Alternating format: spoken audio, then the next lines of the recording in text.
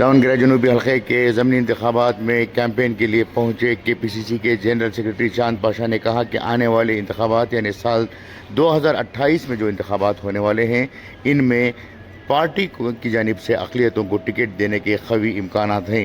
उन्होंने कहा कि आने वाले इंतखाबात अक़लियतों के लिए मुस्बित साबित होंगे। अक़लियती तबके के लोग इस वक्त नाउमीद ना हों। उन्होंने मज़ीद कहा कि मौजूदा सूरत हाल ये है कि कांग्रेस पार्टी को अक्सरियत के साथ जीत हासिल होगी। Bureau report, Inquilab news, Davanagere. ಇಲ್ಲಿ ಬೀಡುಬಿಟ್ಟಿದ್ದೀವಿ, ಭಾಳಷ್ಟು ಏರಿಯಾಗಳನ್ನ ಭೇಟಿ ಕೊಟ್ಟಿದ್ದೀವಿ, ಎಲ್ಲ ಸಮುದಾಯದ ಜನರನ್ನು ಕೂಡ ಭೇಟಿ ಮಾಡಿದ್ದೀವಿ. ಇದೆಲ್ಲವನ್ನು ಕಂಡಾಗ ನಮಗೆ ಕಂಡು ಬಂದ ಚಿತ್ರಣ ಏನಂದರೆ ಇಲ್ಲಿ ಖಂಡಿತವಾಗಿ 100ಕ್ಕೆ 100 ಕಾಂಗ್ರೆಸ್ ಜಯಗಳಿಸುತ್ತೆ. ಎಲ್ಲ ಮುಖಂಡರು ಬಂದು ಕಾಂಗ್ರೆಸ್ ಗೆಲ್ಲುತ್ತೆ ಅಂತಾನೆ ಹೇಳ್ತಾ ಇದ್ದಾರೆ.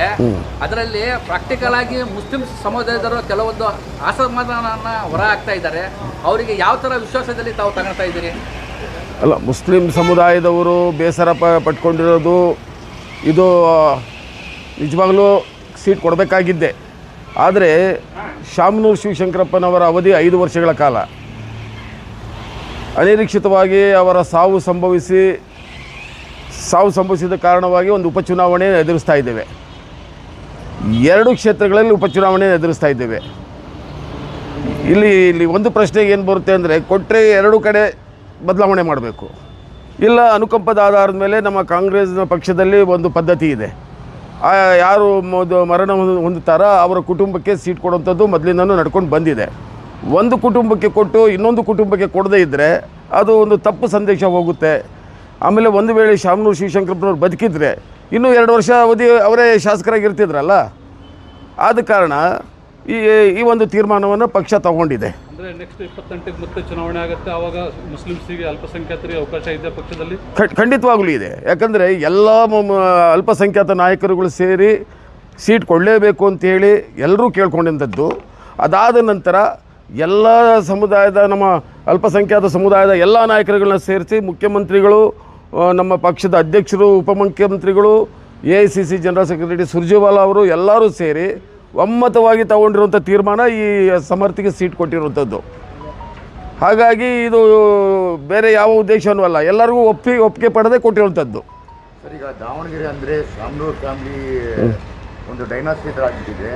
ಅವ್ರ ಮಗಳು, ಮಗ, ಸೊಸೆ, ಮೊಮ್ಮಗನೂ ಬಂದರೆ ಬೇರೆಯವ್ರಿಗೆ ಅವಕಾಶ ಕೊಡ್ತೀರಾ? ಈಗ ನಿಮಗೊಂದು ಉದಾಹರಣೆ ಕೊಡೋದಾದರೆ, ಕಳೆದ ಲೋಕಸಭಾ ಚುನಾವಣೆಯಲ್ಲಿ ಅವರು ಮಲ್ಲಿಕಾರ್ಜುನ್ ಅವರು ಶ್ರೀಮತಿಯವರೇನು ಸೀಟ್ ಕೇಳಿರಲಿಲ್ಲ, ಅವ್ರ ಕುಟುಂಬದವ್ರು ಯಾರೂ ಕೇಳಿರಲಿಲ್ಲ. ಇಲ್ಲಿ ನಾವೊಂದು 20-25 ವರ್ಷ ಆಗಿತ್ತು ಇಲ್ಲಿ ಒಂದು ಪಾರ್ಲಿಮೆಂಟ್ ಎಲೆಕ್ಷನ್ನಲ್ಲಿ ನಾವು ಗೆದ್ದು, ಪಕ್ಷನೇ ಅವ್ರನ್ನ ಬಲವಂತ ಮಾಡಿ ಅವ್ರನ್ನ ಇಳಿಸಿದ್ದು. ಅವರಂತೂ ಯಾವತ್ತೂ ಕೇಳಿರಲಿಲ್ಲ. ಹಾಗಾಗಿ ಇಲ್ಲಿ ಕುಟುಂಬ ರಾಜಕಾರಣ ಅನ್ನೋದಕ್ಕಿಂತ ಪಕ್ಷದ ಒಂದು ಲೆಕ್ಕಾಚಾರಗಳು ಕೂಡ ಗಣನೆಗೆ ತಗೋಬೇಕಾಗುತ್ತೆ. ಪಕ್ಷ ಲೆಕ್ಕಾಚಾರ ಹಾಕಿ ಮತ್ತೊಮ್ಮೆ ಇಂಪಾರ್ಟೆಂಟ್ ಇಲ್ಲ, ನೀವು ಕೇಳ್ತಾ ಇರೋ ಪ್ರಶ್ನೆ ಕರೆಕ್ಟಾಗಿದೆ. ನಮಗೆ ಏನು ಮಾಹಿತಿ, ನನಗಿರೋ ಮಾಹಿತಿ 28ರ ಚುನಾವಣೆಗೆ ಅತಿ ಹೆಚ್ಚಿನ ಸ್ಥಾನವನ್ನು ಅಲ್ಪಸಂಖ್ಯಾತ ಸಮುದಾಯಕ್ಕೆ ಕೊಡ್ತೇವೆ ಅನ್ನೋ ಮಾತನ್ನು ಹೇಳಿದ್ದಾರೆ. ಈಗಾಗಲೇ ನಮ್ಮಲ್ಲಿ ಪ್ರಪ್ರಥಮ ಬಾರಿಗೆ ಒಬ್ಬ ಅಲ್ಪಸಂಖ್ಯಾತ ನಾಯಕನನ್ನು ಸಭಾಪತಿ ಮಾಡಿದ್ದಾರೆ. ಇದುವರೆಗೂ ಯಾವತ್ತೂ ಮಾಡಿರಲಿಲ್ಲ. ಸಲೀಂ ಅಹಮದ್ ಅವ್ರನ್ನ ಕಾರ್ಯಾಧ್ಯಕ್ಷರು ಮಾಡಿತ್ತು ಪಕ್ಷ. ಆ ರೀತಿ ನೋಡಿದ್ರೆ ಹಲವಾರು ಉದ್ಯೋಗಗಳನ್ನು ನಮಗೆ ಆಲ್ರೆಡಿ ಪಕ್ಷ ಕೊಟ್ಟಿದೆ. ಹಿಂದೆ ಸನ್ಮಾನ್ಯ SM ಕೃಷ್ಣ ಅವ್ರ ಕಾಲದಲ್ಲಿ 5 ಜನಕ್ಕೆ ಮಂತ್ರಿಗಳಿಗೆ ಕೊಟ್ಟಿದ್ರು. ಹೌದು. ಈ ಅವಧಿಯಲ್ಲಿ ನೀವು ಬರೀ 2 ಮುಸ್ಲಿಮ್ಸ್ ಕೊಟ್ಟಿದ್ದೀರಾ? ಹೇಳಿ ಮತ್ತೆ ಮುಂದೆ 28ಕ್ಕೆ ಕೊಡ್ತೀರಾ ಅಂತ ಏನಾದ್ರು ಆಶ್ವಾಸನೆ ಇದೆ ಪಕ್ಷದಿಂದ? ಹೌದು, ಖಂಡಿತವಾಗ್ಲೂ ಇದೆ. SM ಕೃಷ್ಣ ಅವ್ರ ಕಾಲದಲ್ಲಿ ಮಂತ್ರಿಗಳ ಸ್ಥಾನ ಭಾಳ ಜಾಸ್ತಿ ಇತ್ತು. ಅವಾಗ ಭಾಳಷ್ಟು ಜನಕ್ಕೆ ಅವಕಾಶ ಕೊಟ್ಟರು. ಎಷ್ಟು ಜನ ಮುಸ್ಲಿಮ್ಸ್ ಅಲ್ಪಸಂಖ್ಯಾತರು ಕಾಂಗ್ರೆಸ್ಸಿಗೆ ಒಲವು ಜಾಸ್ತಿ ತೋರಿಸ್ತಿದ್ದಾರೆ, ಅಷ್ಟು ಅವರ ರೆಪ್ರೆಸೆಂಟೇಷನ್ ಕಡಿಮೆ ಆಗ್ತಾ ಇದೆ ಕಾಂಗ್ರೆಸ್ಸಲ್ಲಿ. ಅಲ್ಲ, ಇದು ಈ ಮಾತನ್ನು ನಾನು ಒಪ್ಕೊಳ್ತೇನೆ. ಯಾಕೆಂದರೆ ಈ ನಮಗೇನಾಗುತ್ತೆ, ನಾವು ಕೂಡ ಇದ್ರ ಬಗ್ಗೆ ಭಾಳಷ್ಟು ದೊಡ್ಡ ಧ್ವನಿಯನ್ನು ಎತ್ತಿದ್ದೀವಿ. ಎಲ್ಲ ನಮ್ಮ ನಾಯಕರುಗಳೆಲ್ಲ ಎತ್ತಿದ್ದಾರೆ.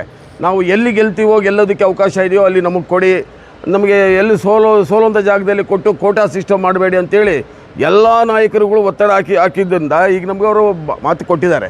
ಮುಂದೆ ಬರುವಂತಹ ಎಲ್ಲ ನಿಮ್ಮ ಅವಕಾಶಗಳಲ್ಲಿ ಅಲ್ಪಸಂಖ್ಯಾತರಿಗೆ ನಾವು ಅತಿ ಹೆಚ್ಚಿನ ಸ್ಥಾನವನ್ನು ಕೊಡ್ತೇವೆ ಅನ್ನೋ ಮಾತನ್ನು ಅವರು ಹೇಳಿದ್ದಾರೆ. ಹಾಗಾಗಿ ನಂಬಿಕೆ ಇದೆ.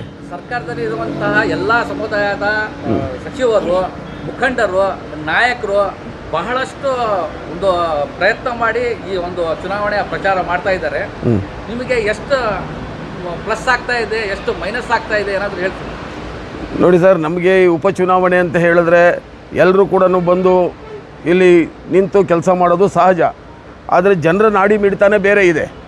ನಾವು ಅದನ್ನು ನಾಡಿ ಮಿಡಿತ ನೋಡಿದಾಗ ಖಂಡಿತವಾಗಲೂ ಜನರ ಒಲವು ಕಾಂಗ್ರೆಸ್ ಪಕ್ಷದ ಕಡೆಗೆ ಇದೆ. ಇದು ನಾವು ಪಕ್ಷದ ಕಟ್ಟಾಳುಗಳಾಗಿ ನಾವು ಬರಬೇಕು, ನಮ್ಮ ಸೇವೆ ನಾವು ಮಾಡಬೇಕು. ಆದರೆ ಖಂಡಿತವಾಗಲೂ ನಾವು ಗೆಲ್ತೀವಿ. ಸರ್, ಕೊನೆ ಪ್ರಶ್ನೆ, ಈ ದಾವಣಗೆರೆ ದಕ್ಷಿಣ ವಿಧಾನಸಭಾ ಕ್ಷೇತ್ರದ ಮತದಾರರಿಗೆ ನಿಮ್ಮ ಪಕ್ಷದ ಕಡೆಯಿಂದ, ನಿಮ್ಮ ಕಡೆಯಿಂದ ಏನು ಹೇಳಕ್ಕೆ ಬಯಸ್ತೀರಿ? ನಾನು ಇಲ್ಲಿನ ಮತದಾರರಿಗೆ ಏನು ಹೇಳ್ತೇನೆ ಅಂತ ಹೇಳಿದ್ರೆ, ನಾವು ನಮ್ಮನ್ನು ಆಶೀರ್ವಾದ ಮಾಡಿ ನಮ್ಮ ಪಕ್ಷವನ್ನು ತಾವು ಅಧಿಕಾರಕ್ಕೆ ತಂದ ನಂತರ ನಾವು ಏನು ಮಾತು ಕೊಟ್ಟಿದ್ದೀವೋ ಆ ಮಾತಿನ ಪ್ರಕಾರ ನಡ್ಕೊಂಡಿದ್ದೀವಿ. ಇನ್ನೂ ಮುಂದೆ ಇನ್ನೂ 2 ವರ್ಷ ಇದೆ. ಇನ್ನೂ ಹೆಚ್ಚಿನ ಒಂದು ಅವಕಾಶವನ್ನು ಎಲ್ಲ ಜನರಿಗೂ ಮಾಡಿಕೊಡುತ್ತೆ ನಮ್ಮ ಕಾಂಗ್ರೆಸ್ ಪಕ್ಷ.